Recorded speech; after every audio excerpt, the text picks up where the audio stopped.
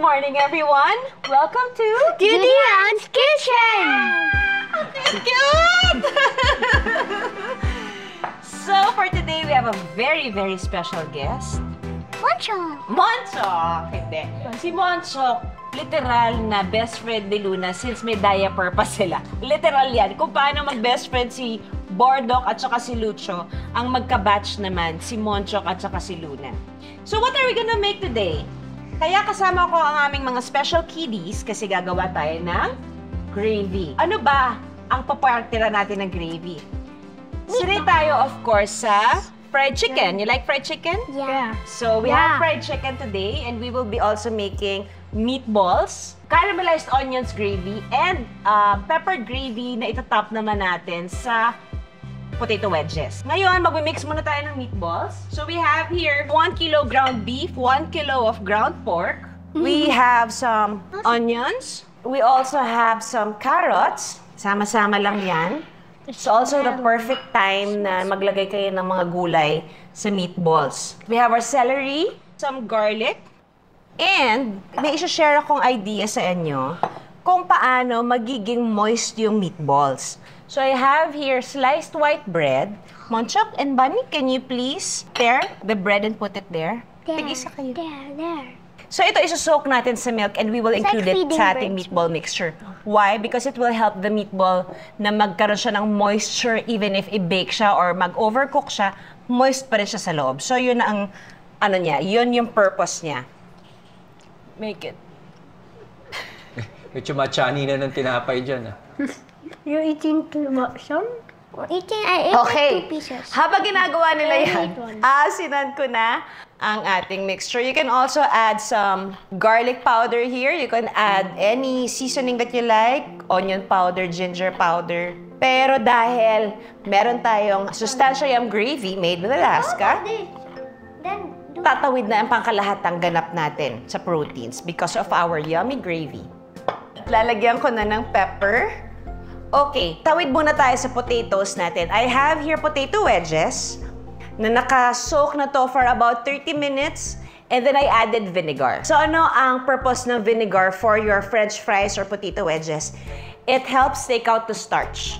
So kapag bawas yung starch niya, it will help the potatoes to be more crispy. Sa part na to, hindi siya maasim kasi i-drain naman natin siya. Tapos ibo-boil pa natin. Okay.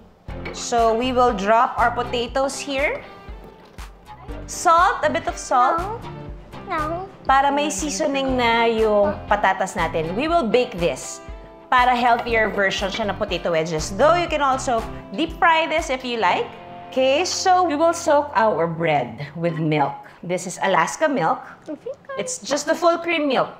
Can I mix it? Okay. Let's mix it. Just a bit more. Okay. Whoa. You wanna try it? Happy ba sila? And then, this is the best part. Add this here. Everything. Okay? It's a whole dish already. Uh-huh. Wash my hands. You wanna later na mag-wash the hands kasi we will mix this like. Okay? Let mommy do it. And Naipluning, there. You want to go under and over.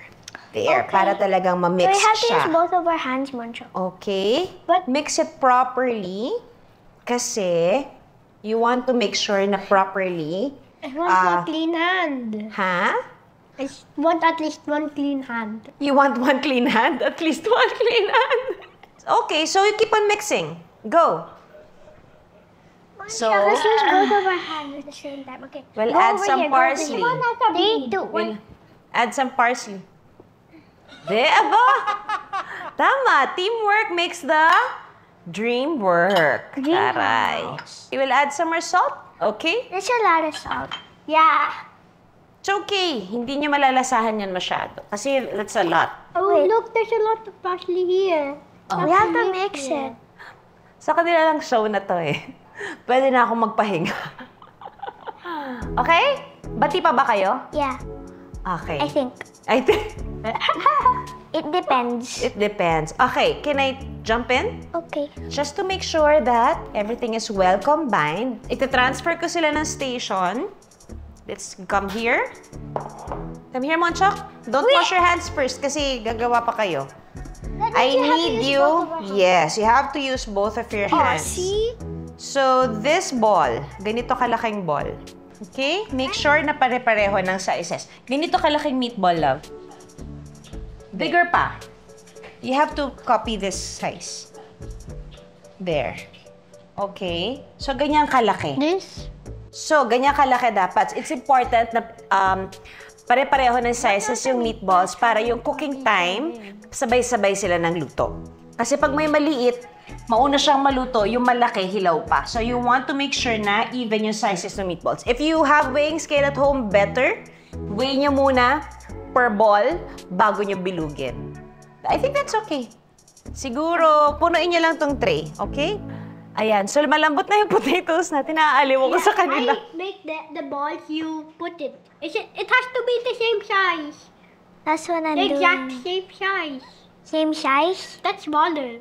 Magkaibigan pa kaya sila pagkatapos nitong shoot na to? Now, we strained our potatoes. Ang maganda lang kasi sa baked na potato wedges, once na mapalambot nyo na siya, and then in-oil yun na to at pinop nyo sa oven, yun na yun. Hindi na kayo magpiprito pa, wala na kayong talimsik ng mantika. So, we'll just keep this simple. Kailangan lang na properly laid yung potato sa baklang mainit. Masarap ang potato fries or french fries with gravy. So, sinisigurado ko lang na naka-expose lahat ng potatoes ko. Then, we'll add some salt para lang mabuhay yung salt from the water, boiled seasoned water. Some pepper. You can also add paprika if you like. And then, our olive oil. So, yung olive oil, yan yung magpapakrisp up sa kanya. So, halu-haluin nyo lang. Make sure each potato is coated with olive oil, salt, and pepper. There you go. We'll pop this in the oven at 400 degrees Fahrenheit for about 15 to 20 minutes or until makuha nyo na yung desired crust na gusto nyo for your potatoes. Too close, too close. How is everyone there? I think that's good. All right, so the kids are done with the meatballs. We will just put some olive oil. So, bakit ganito kadami yung olive oil? Kasi, pag maraming olive oil, mas may chance mag-crust yung meatballs. So, I'm just making sure that everything is coated with oil. So, yung ganito kalaking meatball, I would think you'd have to bake this for at least 30 minutes. Here, be careful. I'll open the doors. Okay, backwards for a bit. Can you open? I'll open the door. Can you open the door? Careful with your hands. Ooh. Careful. Okay, good job, my love. That's a proper way to open it. Okay? Careful, Mama. Close it. All right. Always make sure that when your kids are involved in the kitchen, you practice the safetiness of the whole kitchen, especially with the kids. So, kanina ginawa ko, ako yung nagpasok kasi may chance na may mapaso sa kanila. Kailangan i-educate yung mga bata pagdating sa kusina. We have our meatballs there. We'll start making our Sustancia Yum gravy made with Alaska. This is actually the recipe na makikita nyo sa website ng Alaska. Ito yung recipe na ginamit namin sa TBC namin ni Luna. You will just need, of course, a pan or a pot. Ito ang gravy na sa kahit anong pritong ulam, pwede nating i-push ang sustansya para sa paglaki ng mga anak natin. Alam nyo naman tayo mga nanay, gustong-gusto natin na hanggat maaari kung saan tayo pwede makapagsingit ng sustansya sa pagkain ng mga bagets natin, isisingit talaga natin. So this is one perfect recipe that you can include in your menu. Okay, so we have here 470 milligrams of water. Monchok, can you add 1 beef cube? And then Luna, can you add this 1 tablespoon of soy sauce? Carefully. Okay, and then 1 tablespoon of cornstarch. Good job. 1 tablespoon of cornstarch. Everything, my love. Yeah, go ahead. Good job. It's already measured, Munch. And then, ground pepper to taste. Nakita niyo kung gaano kadali. Sama-sama lang sa isang pan lahat. I forgot the still bowl. Pan, not the bowl? Here's the still bowl. Ah, okay. Para ayaw niya na nagsasayang. Good job, Monchok. We will open, excuse me, babe. The drawer. The drawer. 1 can of Alaska evaporated milk. Munch, go on the other side. There's another side. So, Luna, can you please pour? The entire can? The entire can, except the can. The entire can? Okay. Lower. Good job! Alright. Dahil may cornstarch na tayo dyan, ang hinihintay na lang naman talaga natin ngayon ay matunaw yung beef cube and lumapot yung gravy natin. And then that's it. That is our Sustancia Yum gravy made with Alaska. Ito yung basic and very easy version na ginagamit ng Alaska. I will teach you one more gravy that ginagawa ko before sa bahay. Medyo may extra step lang siya kasi gagawa tayo ng roux. But we will still use Alaska Evap and Alaska cooking cream for that particular gravy. So, hihintayin lang natin na lumapot siya. In a separate pan, we will caramelize some onions. What else ang maganda dito sa ating Sustancia Yum gravy? It is made with Alaska, made with real milk. Ang Alaska ay gawa po sa totoong gatas. Kaya napakalinamnam at napakasarap niya. At ang maganda sa totoong gatas, it contains protein and calcium. Kaya iyon talaga yung tumutulong sa paglaki ng mga anak natin. Sa atin ng mga matatanda, good siya for our bones. Alam niyo ba dati, ang Alaska Evap, ginagawa ko pang face mask yan. Sa true. Oo. Talaga? Budol, oo. Tapos titigas yung pes mo. Parang feeling mo naka-left na siya kapag kahinugasan mo na yung mukha mo. May mga kagat ka nga lang ng langgam kinabukasan. Pero achieve ko naman yung flawless skin. Totoo yan. Totoong kwento yan. Galit na galit si Ate Binay sa akin. Ang pinakagusto ko sa gravy na to, napakabilis niya gawin. As you can see, hinihintay na lang naman natin talaga siyang kumulo at lumapot. But basically, buo na siya eh. Buo na yung lasa nito. So, oil. And then onions. Because one topping for our gravy is caramelized onion. Can you get me balsamic vinegar, babe? Where's the balsamic? And brown sugar. At the back. Let's check our gravy again.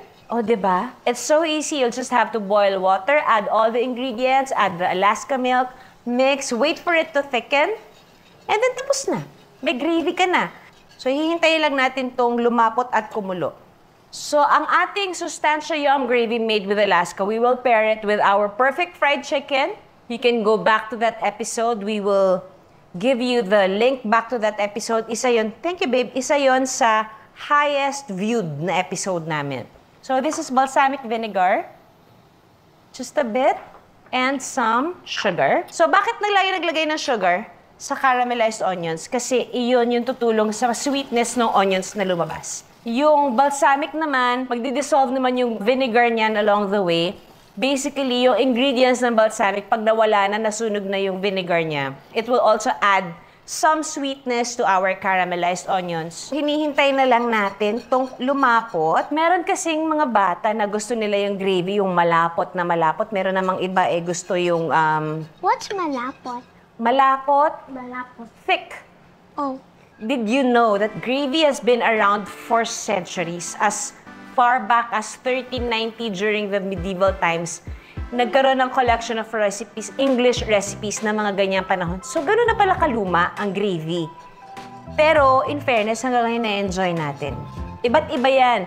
Nagsimula ang gravy made of natural juices that resulted from roasting mga meats, from beef to chicken. So, yung drippings nun, yun yung ginagawa nilang gravy. And then, lumawak na siya. Eventually, people from different countries included more ingredients to gravy. Nagkaroon na ito na, may caramelized onions na. Yung iba ginagawa from stocks. Nilalagyan ng wine, nire-reduce yung wine. As may mga thickeners na rin, herbs and fats. I mean, basically, ang gravy, I consider it like a blank canvas. Pwede kang maglaro ng lasa sa kanya. You can add garlic, roasted garlic. You can add roasted bell peppers. So if you want to go back and really wanna see the exact ingredients or measurements of the Sustancia Yum gravy, just visit alaskananayclub.com. Hindi lang ito yung recipes na makikita ninyo, marami pang compilation of recipes si Alaska.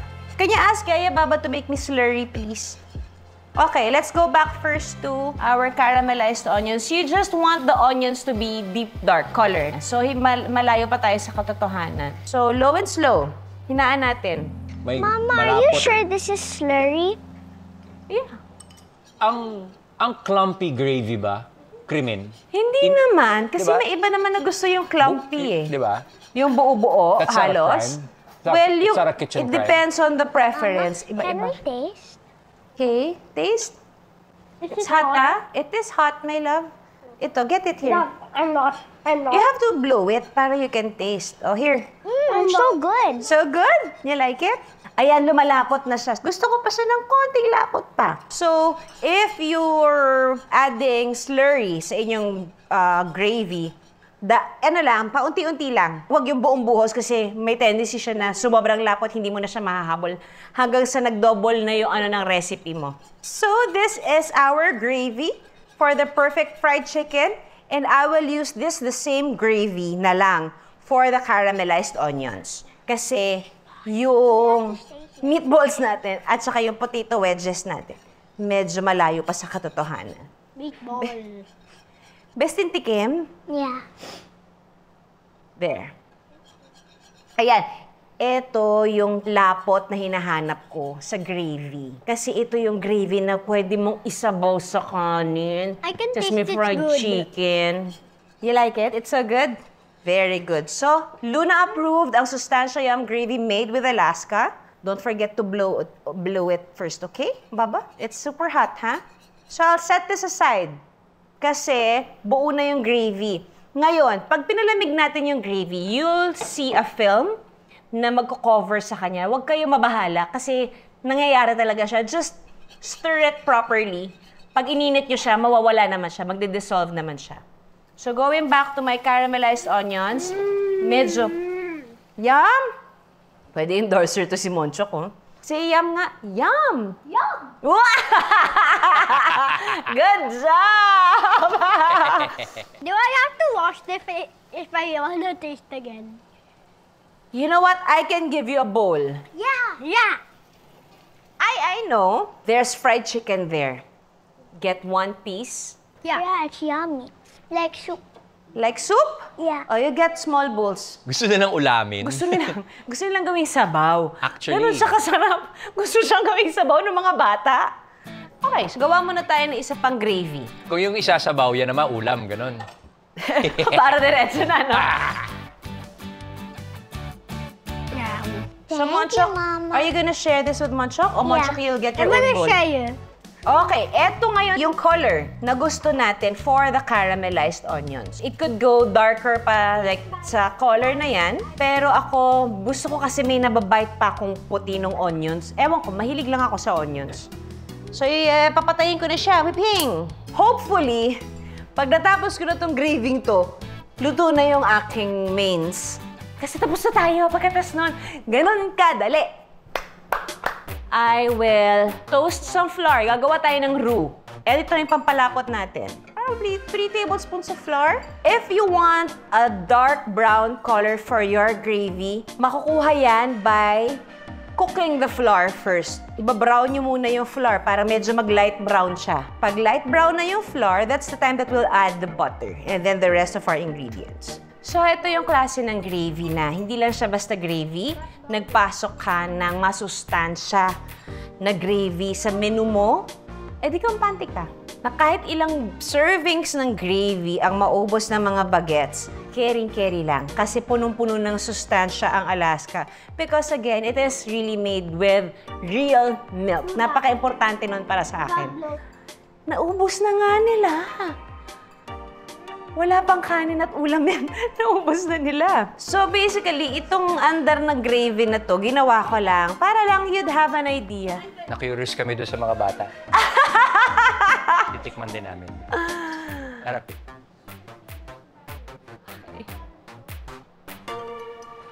Ano yan? Ano yan? Hindi.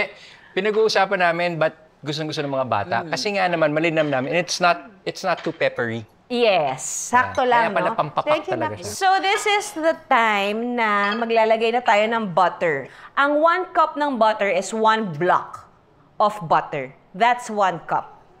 Itong stick ng butter, this is 1/2 cup. So, ngayon, I'll add my 1/3 cup of butter. Standard measurement yun, di ba? Yes. A stick really and a block is really... A stick and a block. Pagka ano, di ba? Pagka general, ano, Lalo All pag over the world, baking. right? So we are actually starting a roux mixture.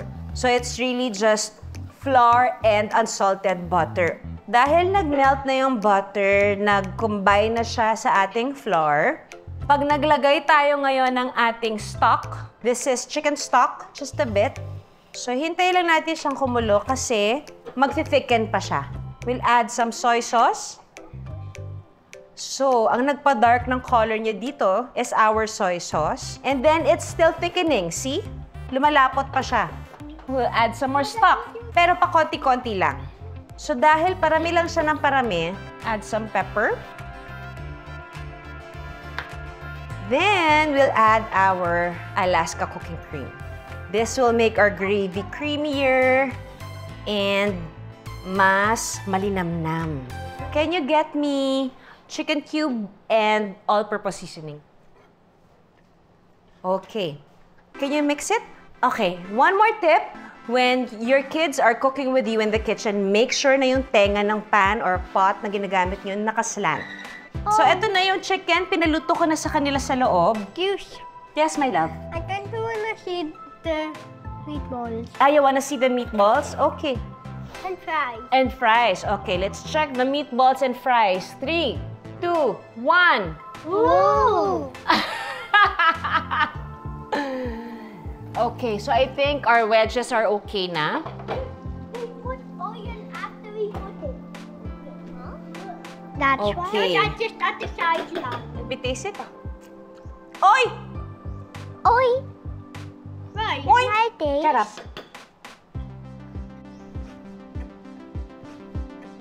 A little. No. Hot, ha? Okay, so going back here to our second gravy, we added Alaska cooking cream, and then we'll add our Alaska evaporated milk para it's more masustansya and tastier. And then, of course, hindi siya kompleto. Pwede siya lalagyan ng sugar. Just a bit, para lang lumabas yung natural sweetness from the evaporated milk. Okay, you'll be the taste tester and tell me if it's done na. It's done na. Okay, bilis na sagot. And our second gravy is done. So we should plate now our chicken. We'll just reheat our gravy kasi nag-solidify yung ibabaw niya. And then for our wedges, we'll also plate them already. Oh my gosh. Tikman nga natin. Narinig niyo yung crispiness ng potato, pero pagka kinagat mo na siya, ang lambot niya. It's important. Can I taste? Of course you can taste, baby. There you go. So this is one nice party idea. Balikan ko lang to. So, pag nag-heat kayo ng gravy, it's important na medyo nakatutok lang kayo para mag-break yung nagbuo-buo. Thank you, Mama. Talaga ako, bakit pabigat yung bit? So we have our fried chicken, we have our potatoes. I will now pour the gravy over our potato wedges. Yummy. Okay. Ngayon, ito yung lalagyan natin ng caramelized onions. So, imagine niyo yung lasa na manamis na onions, tapos creaminess and alat na nagagaling sa gravy, tapos crispiness and chewiness na manggagaling doon sa potatoes. Dahil dyan, titikman ko siya.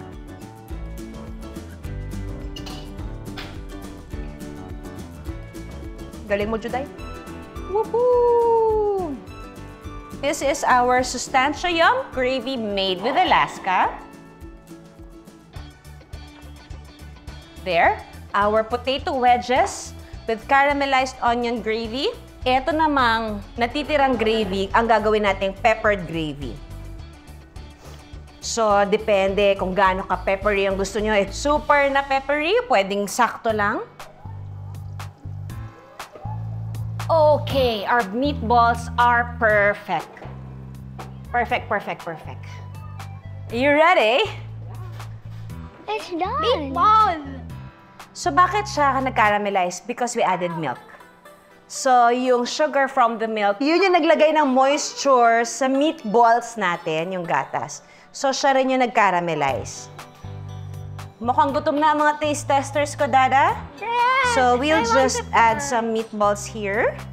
Ito yung meatballs na ginawa ni Monchok at saka ni Luna. Nilagyan natin ng Alaska fresh milk. Remember yung bread natin?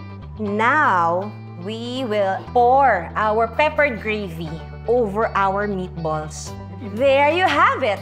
Our Sustancia Yum gravy made with Alaska. In-upgrade lang natin with caramelized onions. And yung isa with a lot of ground black pepper. So kids, you may now taste it! So we have our potato wedges with caramelized onions, Sustancia Yum gravy made with Alaska for our perfect fried chicken and meatballs. Si Jong at saka si Tipi po, mga inaanak namin sa kasal. Hindi man mukhang ganun. Pero yun po ang realidad. Ay, masarap yung fries, Dad. Yum? Panalo to. Is it good, kids? Yeah. You like it? And there you have it. That's our episode for today. Isa na namang madaling recipe that you can actually enjoy doing with your kids and your loved ones in the kitchen. Some basic tips that you got today. Thank you for watching Judy Ann's Kitchen. Thank you for spending your Wednesday morning with me. And I hope to see you again next week for another episode of Judy Ann's Kitchen. Don't forget to subscribe. Huwag niyo pong skip yung ads. Just so you know, nito pong nakaraang bagyo, we were able to send out help to at least 4 organizations under Judy Ann's Kitchen because hindi po kayo nagsiskip ng ads. Marami tayong natutulungan. Thank you so much for watching. Always remember, be grateful, be kind, and always pay it forward. God bless you all. Bye! Sarap nga naman. Ayun. Ginawang jam, yung gravy. Kumakabit yung magnet ng mic. We'll pop this into the